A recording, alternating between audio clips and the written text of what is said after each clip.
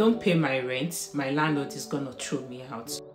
Hi guys, welcome back to my channel. My name is Tolulope and I create content that help you make smart financial decisions with your money. Now if that is your vibe, then you want to subscribe to the channel and also click on the notification bell, because this is how you'll be notified every time I upload a new video. As the title suggests, I was just reading through an article on CNBC TV and I saw something that really struck my attention, and I would like to discuss this with you guys in this video. So please, let's make this video a very interactive one. Is there anything that you don't agree with whatever I will discuss in this video?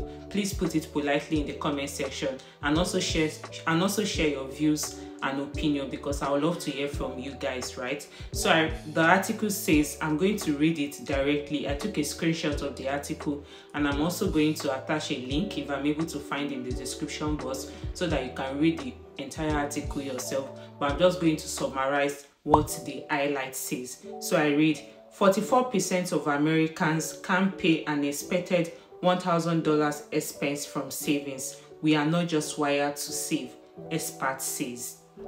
This really, and I just want to talk about it. If you are not new to my channel and my Instagram page, you should follow me, by the way. Shameless plug, Tisani. I'm going to put it on the screen so that you can follow me on Instagram.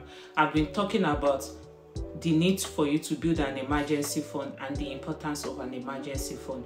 To put it lightly, either we like it or not, life is not a case of when emergency happen. Life is a case of if emergencies happen, how prepared are you for the emergencies? So this article says 44% of Americans don't have $1,000, simply put, as emergency fund. So when things that they are not planned happen for, they don't have money to cater for this. So in this video, I'll be telling you easier way for you to build your emergency fund, when you should withdraw from your emergency fund, and also steps to put in place to ensure that your emergency fund is fully funded. If you're enjoying this content, please give it a thumbs up. This is how I know that you're enjoying the kinds of videos that I've been putting on my YouTube channel. Thank you so much.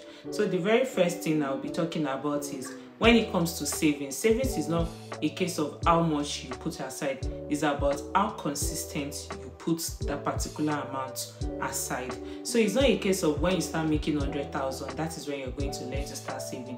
Thus, the habit of saving should be cultivated irrespective of how much you earn. Let's say, for instance, you're earning $200. This is just an illustration.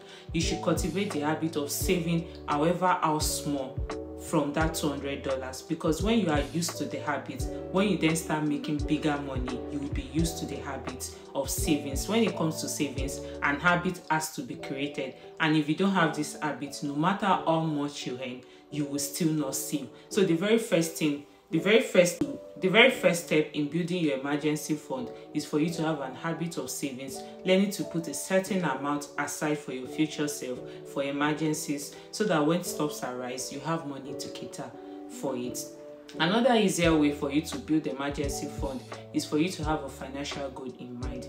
When you have a goal in mind, you take steps towards achieving those goals, especially if you have made that commitment to yourself that you want to meet a particular goal. Let's say you want to save $1,000 for emergency fund. If you have a goal, you then know that you have to walk in the right direction to meet that goal. You cannot be buying things, you cannot be spending money anyhow, you cannot be behaving the way you behaved last year when you did not have that goal. You cannot be doing the same thing this year. There's a way you move around your finances such that you'll be able to achieve that financial goal. Another easier way for you to be able to afford to save $1,000 in your emergency fund is for you to have a budget and then review that budget twice a month. What reviewing your budget twice a month does, that it helps in achieving your goals faster, and I'm going to explain. Let's say, for instance, you have put $100 for your transportation for the first 2 weeks. I live in America and we are paid bi-weekly, so my budget tends to be a bi-weekly kind of budget. So let's say at the end of the first 2 weeks, you realize that you have spent just $80 as against $200 on transportation. You can then move an extra $20 to your savings for your emergency fund. Reviewing your budget from time to time will help you get to your goal faster than you have ever imagined. And the other way around too, let's say you have allocated $100 for transportation and you realize that you have spent $120. on transportation. You can move things around. Let's say your grocery is supposed to be $100 and you have spent $80. You can then move the $20 extra to transportation. This is the importance of reviewing your budget. It helps you move and adjust things around. Another thing that I would like to talk about is what my emergency fund will not be the same as your emergency fund. So don't just listen to this video and think about, oh, I'm not in America. What Tolulope is saying is specific to the people in America. This case study, this article is just a guide in the right direction for me to talk about this topic extensively. Even if you are in Nigeria, if you are in the UK, if you are in Canada, you need to have an emergency fund.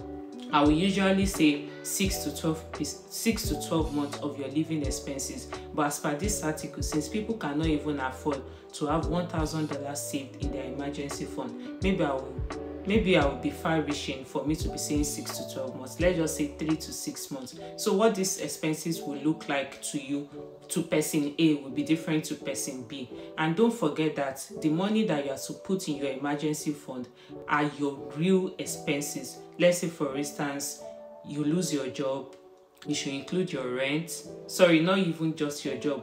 What you should have in your emergency fund should include maybe your rent or mortgage, your feeding expenses, your gas, your power. These are expenses that if you have money, if you don't have money, if you are tired, if you are not tired, these bills does not care. You have to pay them if you don't want to be penalized. Those are the expenses that you put in your emergency fund. I don't want you to start putting your nice to have in your emergency fund. Yes, there are two types of expenses that I like to categorize my expenses into two types. We have the real expenses and the nice to have. For instance, a real expense to me is my rent, and a nice to have is painting my nails. A nice to have is going for facials. A nice to have is going for shopping.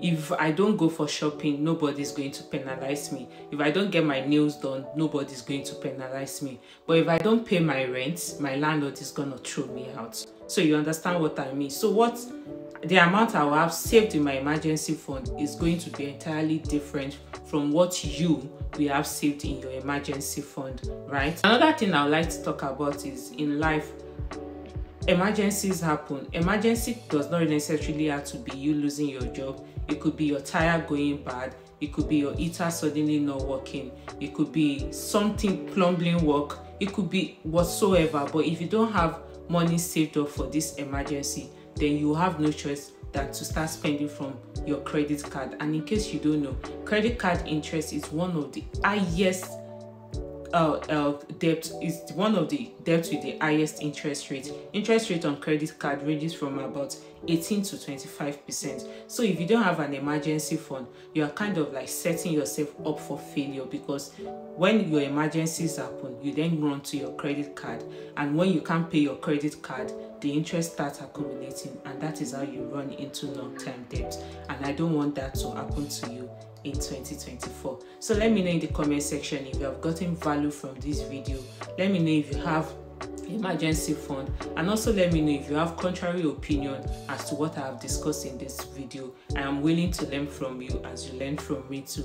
Thank you so much. And also let me know if you have gotten value from this video, so that I know to create more content like this. Thank you for listening to me. Thank you for giving me your time, and I love you guys so much. I won't stop rooting for you, so don't stop rooting.